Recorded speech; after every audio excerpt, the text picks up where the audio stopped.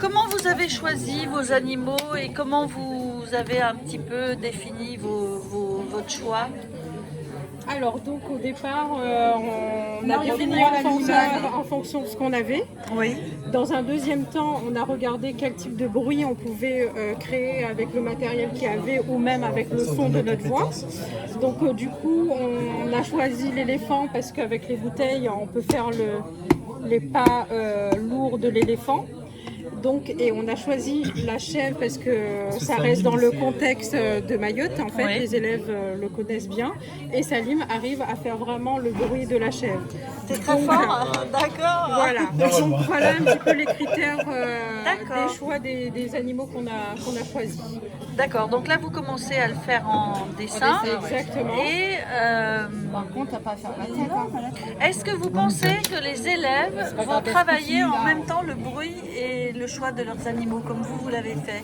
Non, on va Alors comment on fait en classe? Comment vous le mettriez en place en classe? Bah, peut-être proposer un critère déjà, proposer un seul critère aux élèves, enfin les aiguiller. Sinon, on pourrait faire des ateliers spécialisés, ceux qui vont travailler le son, ceux qui vont travailler... Alors, faire un atelier spécialisé, je trouve que c'est dommage parce que les élèves ne vont pas tout pratiquer. et éventuellement Inverser, ah bah pourquoi pas? après. Et inverser après. Maintenant, le premier groupe qui va passer au son ne choisira pas, par exemple, ne participera pas au choix de l'animal.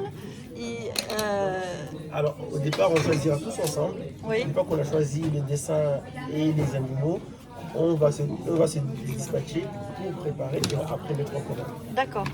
Et peut-être qu'on peut aussi proposer aux élèves par étape de leur demander en fonction du matériel qu'on a de tester les bruits, quel bruit on peut faire avec le matériel qu'on a, tester avec leur corps, la bouche, enfin progressivement cette étape-là.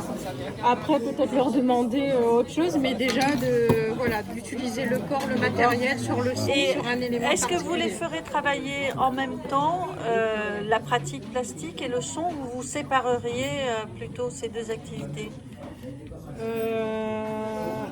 Moi je dirais plutôt avec parce que les matériaux sont différents et les sons sont différents.